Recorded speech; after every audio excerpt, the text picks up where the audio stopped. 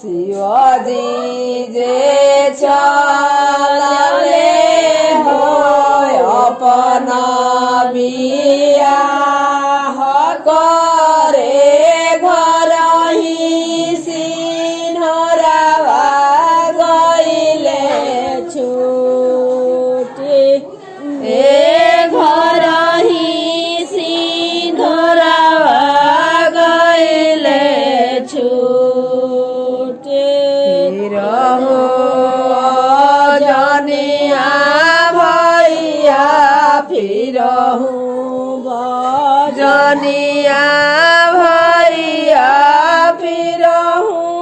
सजन सब लोग फिरहु सजन सब लोग ए घर ही सिन्हरावा गइले छूटे फिरले जनिया भैया फिरले बजनिया भैया फिरले सजन सब लोग ए फिरले सजन सब लोग खोल खोल आमा हो बजर के मड़िया हो घर ही सिन्हरावा गइले छूटी ए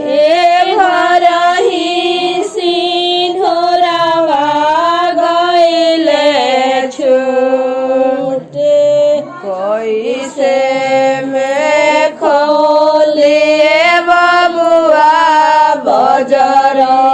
के वड़िया हो हम तो बैठिले देवाना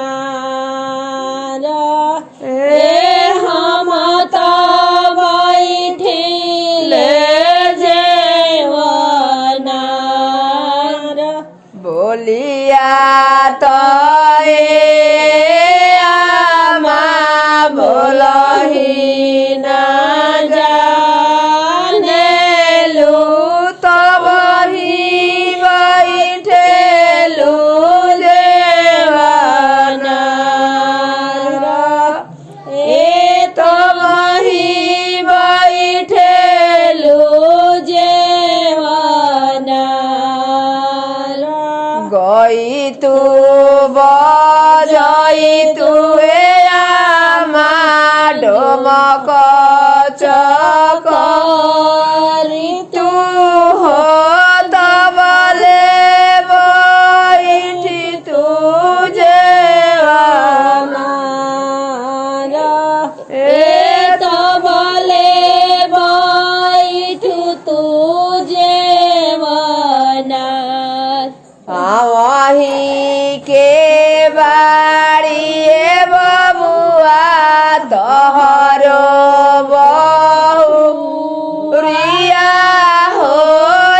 बछुधा भरी है कि नाही ए बछुधा भरी है कि प्रणाम आ धन्यवाद ई वीडियो देखला खातिर। हमार काम यदि रउआ पसंद आवता तो हमार चैनल के जरूर सब्सक्राइब करी और संगे संगे नोटिफिकेशन वाला घंटियों दबा दी। हमार चैनल पर भोजपुरी लोकगीतन के सुनी आ आनंद ली। हम रोज एगो वीडियो के संगे हाजिर बनी। धन्यवाद।